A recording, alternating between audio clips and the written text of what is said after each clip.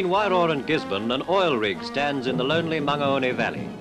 Recent 10-foot floods are making it difficult to get gear and machinery to the site. Only tractors, bulldozers and jeeps can get through the 8-mile journey from the Hawke's Bay coast.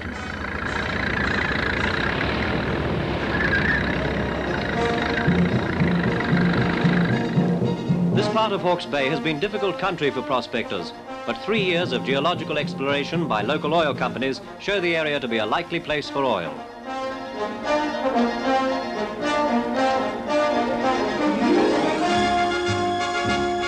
The official party on the way to open the well have a memorable journey.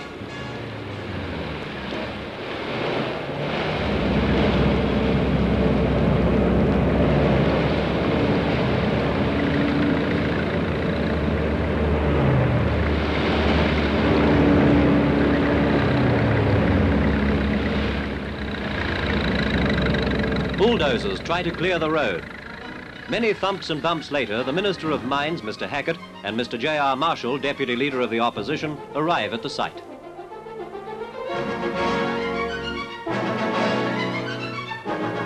Calling on the Minister to start the drill, Chairman of the Exploration Company, Mr. Hucks, hopes Mr. Hackett has lucky black fingers. This project has already cost $500,000. The Minister says that a new era may be at hand for the East Coast. A rich strike would benefit the whole country. He starts the drill, which will cost £1,500 a day to run, and the Kelly is guided into the well.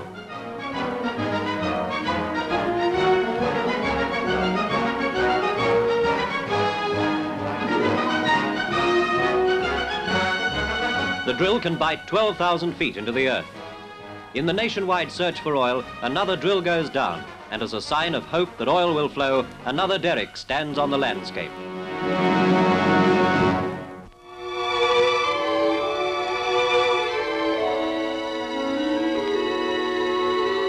The small island of Kapiti, 5 miles offshore from Paraparaumu and not far from Wellington, is a bird sanctuary full of history. Arriving there are members of the National Historic Places Trust. They're to examine relics of the old whaling stations, as well as the haunts of Te Rauparaha, the wily Maori chief who was a daring warrior of early colonial days.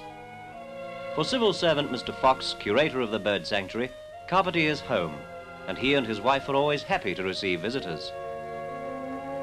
Kapiti's whaling stations were well situated to catch the annual whale migration through Cook Strait. An old iron tripod used for melting whale blubber is still in good condition after more than 130 years. Here on the coastline of Kapiti, black-backed gulls make their homes. Their nests are hardly noticed among the driftwood. On these lonely shores, the chicks may grow up, learn to fly and fish. Director of the Dominion Museum, Dr. Faller, feeds one of the many kakas that live on the island. The kaka, the comic of the forest, was greatly loved by the Maori for his cheerful, friendly nature. Maybe his ancestors lived with the Maori people that made Kapiti their home in days gone by.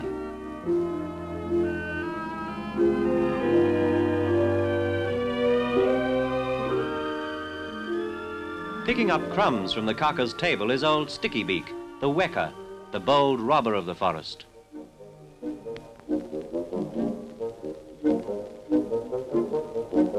Because of the weka's thieving habits, Mrs. Fox has a special door to keep him out. Among boulders, you'll find one of the few New Zealand reptiles, the small grass lizard.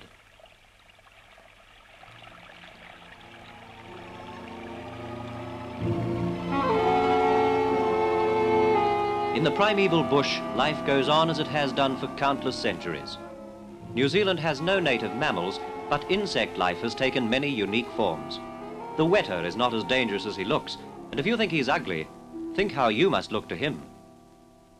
As for the stick insect, it's camouflage and not starvation that makes him look so thin.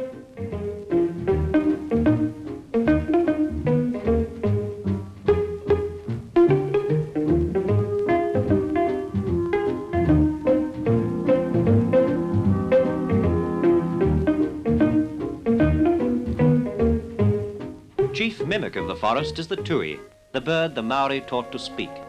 And the bellbird finds delight in the pots of honey left for him by Mrs. Fox.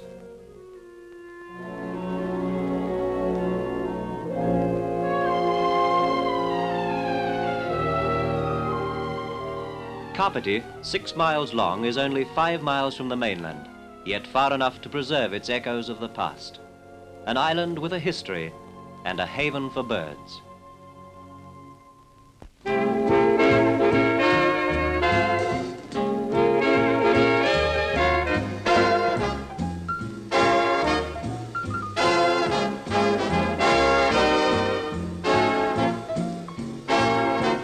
Meet the Bonham family from Takapuna in Auckland.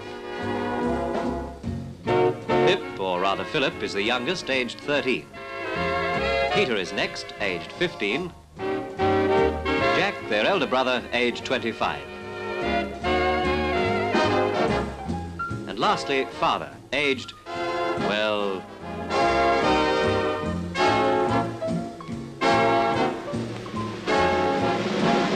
Bonhams bounce on a trampoline, a nylon net suspended from its frame by 100 rubber springs. This is great fun, and you're permitted to bounce on practically anything except your head. Peter takes over and, being a twisted kind of a boy, twirls it up a bit.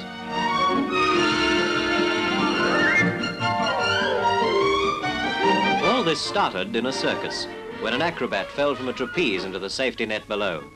To his surprise and the delight of the audience, the net shot him up into the air again and flicked him over into a somersault. Rebound tumbling was born.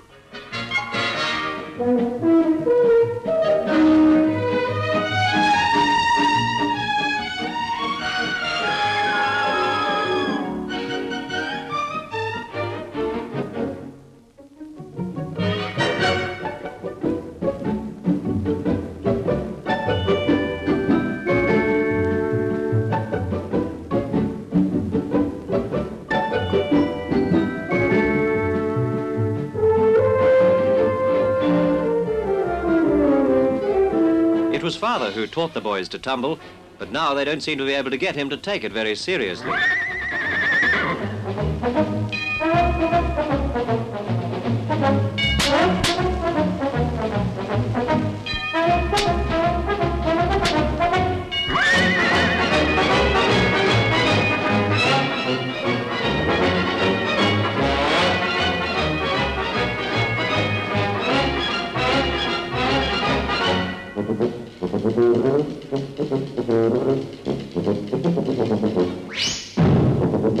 As a sport, rebound tumbling is only about 10 years old, but it's quickly become a permanent addition to gymnastics, and hundreds of stay-at-home circus performers are bouncing their way to health and happiness.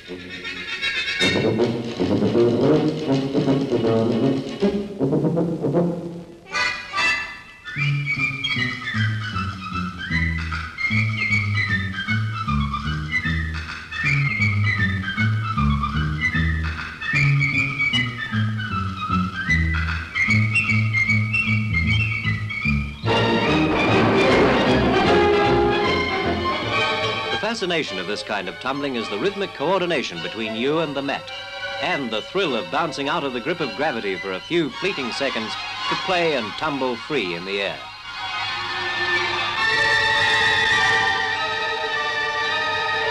Nevertheless, whatever goes up eventually comes down again.